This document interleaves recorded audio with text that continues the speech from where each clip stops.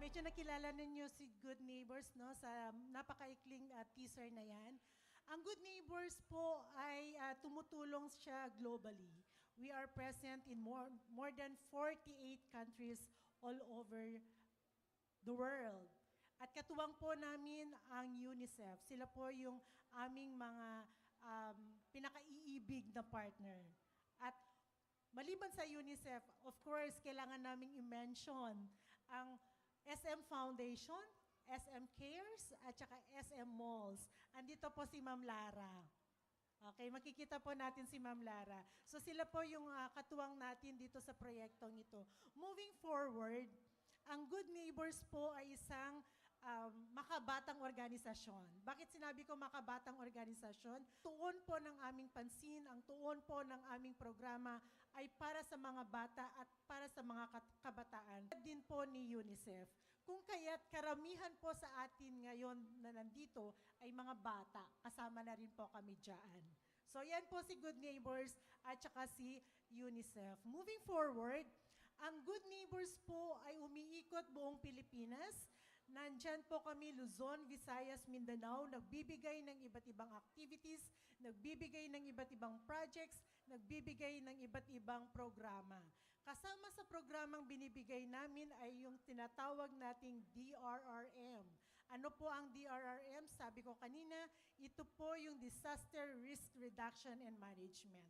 Lagi po nating naririnig ito dahil ang Pilipinas, every year, nakakaranas po tayo ng average na 20 typhoons. Di po ba? Aware po ba tayo doon, mga kids? Okay. Maliban sa typhoons, meron tayong earthquakes. Meron tayong volcanic eruption. Dito sa Angeles, dito sa Pampanga, ang very popular ay ang Pinatubo eruption. Meron tayong flooding. At ito yung mga iba't ibang hazard na kung minsan nagbibigay ng disaster sa ating mga buhay-buhay. Katulad ng mga children with disabilities, katulad ng mga indigenous peoples. Sa tuwing may sakuna, sa tuwing may typhoon, sa tuwing may earthquake, pag tumatakbo na ang lahat, yung mga persons with disabilities, yung mga IPs, saan po sila? Di po ba karamihan, sila ay yung nasa likod lamang at minsan sila yung hindi pa nabibigyan ng karampatang programa for DRRM. Kung kaya't ang programang ito ay nakatuon sa ang aming pansin very exclusively for children with disabilities, persons with disabilities, and indigenous people para ma-introduce po namin yung tinatawag na Inclusive ICDRRM. Pag sinabi nating inclusive, wala pong naiiwanan. No one is left behind. Okay? Ibig sabihin po tayong lahat tayo ay katuwang sa lahat ng mga aktibidades na ating ginagawa, may disability man or kahit na yung may mga walang disability. Naintindihan po natin? So moving forward, kung ano ang ating proyekto ay tinatawag po nating Inclusive Child-Led Disaster Risk Reduction and Management. Nakita po ninyo sa ating paligid, meron po kaming na-develop na 4 na characters. Okay? Dahil appealing ito sa mga kabataan, appealing ito sa mga bata. Kaya the best way to introduce our ICDRRM is to develop characters na po pwedeng makarelate doon sa mga usapin ng mga batang may kapansanan sa usapin ng mga indigenous peoples. Pero behind that, marami tayong iba't ibang activities at iba't ibang layunin. Kasama po dito ay yung pag-empower ng ating mga duty bearers. Pag sinabing duty bearers, ito po yung mga service providers na nagbibigay ng tulong, programa, serbisyo sa ating mga vulnerable sectors at nandito po sila sa harapan. So sila po yung katuwang natin. Isa sa mga programang binigay natin sa kanila ay ma-increase at ma-improve yung kanilang skills and capacities on how to handle children with disabilities and indigenous peoples during emergencies. Maliban dyan, napakaganda po yung na-develop natin during the first phase of the project implementation, which started in 2020. At very proud kaming i-introduce sa inyo na meron tayong na-develop na modules at ang module na ito ay hindi lang basta-basta module, bagkus ito ay nakatuon doon sa different programs, different problems, and different programmatic areas for children with disabilities and indigenous peoples. Maliban po dyan, nag-develop po tayo ng 5 videos. At yung 5 videos na ito ay maipapanood po natin habang tumatakbo yung programa natin until 5 o'clock. And hopefully, yung mga videos natin na ito ay maipakalat natin nationwide para mas marami po yung ma-reach natin at mabigyan natin ng impormasyon kung paano natin pangalagaan at bigyan ng pansin yung usapin ng mga vulnerable sectors. Kasama po sa mga IEC materials na dinevelop ay flyers, brochures, and comics. Yung mga kasama nating kabataan kanina, meron silang first-hand experience na nabasa na nila yung mga comics natin at nagkaroon sila ng activity kanina which is yung pagkukulay ng black and white comics natin.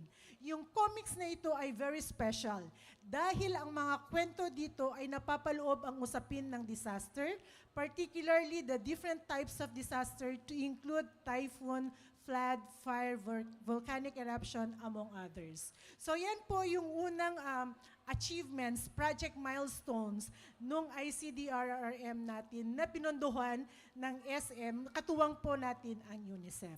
Ngayon, nasa second phase na po tayo ng proyekto, ano naman po ang ating gagawin. So yan po yung mga iba't ibang gagawin natin.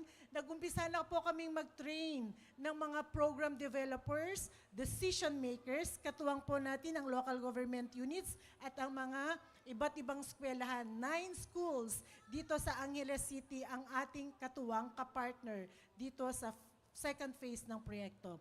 Of course, magsa-set up kami ng child-friendly spaces sa 9 schools. So makikita ninyo dyan later on, hindi ko muna i-disclose yung kwento about child-friendly spaces dahil surprise po ito at katuwang natin yung 9 schools on how to develop, set up child-friendly spaces. At syempre, katuwang natin yung mga learners. Okay. Of course, yung ating aasahan after ng second phase ng project, ano yung kinabukasan natin? Yan. Yan yung pag-iisipan natin kung ano yung third phase. At pag-uusapan pa rin natin, katuwang ang UNICEF, katuwang ang SM, kung paano natin mas mapapalawig, mas mapapalawak, mas mapapalalim ang reach ng ICDRRM project. So yan po yung buod ng tinatawag nating inclusive project in partnership with UNICEF, SM, local government units, DepEd, and of course, the vulnerable sectors, walang iba kundi ang persons with disabilities and indigenous peoples. So medyo naliwanagan po ba tayo kung sino yung mga stakeholders, partners, at mga katuwang natin sa proyektong ito? All right. So I think we can move forward in further explaining and exposing the different IECs which we have already developed so far. So magandang hapon at naway sa mga susunod na taon, buwan ay katuwang pa rin magkakatuwang pa rin tayong lahat sa pag-usad ng usapin ng vulnerable sectors. Maraming salamat po. Thank you very much, Ma'am Visi, for that wonderful, wonderful explanation on what this project can do para sa ating lahat. But now, to further explain what this project can do, please focus our attention on screen. Let us all watch this.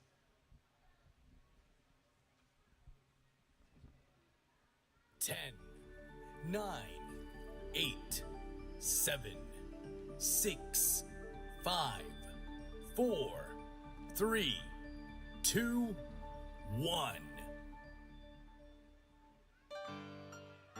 Get ready for a groundbreaking initiative that puts inclusivity and our children at the heart of disaster preparedness and resilience. A product of collaboration among partners and stakeholders from various sectors. Unleashing superpowers for disaster preparedness. Unveiling the inclusive child-centered disaster risk reduction and management module and information, education, and communication or IEC materials. At the heart of this initiative is the belief that every child deserves to be equipped with the knowledge and skills to face challenges head-on. The Inclusive Child-Centered DRRM module is comprehensive commitment to inclusivity and community building through interactive lessons and activities. It is designed to empower duty bearers to champion the implementation of ICDRRM models following the completion of its 14 sessions. It is divided into 5 main topics: foundational concepts on disaster, inclusivity and child-centeredness, prevention and mitigation, preparedness, response, recovery, and rehabilitation. The module also highlights children's sessions. The information, education, and communication materials consist of poster, brochure, flyer, comics, and videos. The poster aims to enhance the resilience of Indigenous peoples, or IPs, and individuals with disabilities by integrating the needs and voices throughout the disaster management process, particularly in planning and preparedness to improve government response and recovery efforts. The brochure aims to help the readers understand the components and background of the ICDRRM project. It will be used to introduce the organizations behind the project as well as the beneficiaries. It will help provide information on the effects of disasters on children and other vulnerable sectors. The flyer serves as an explainer on the Sendai framework for DRR 2015 to 2030. It calls for an all-out of society approach that is people-centered,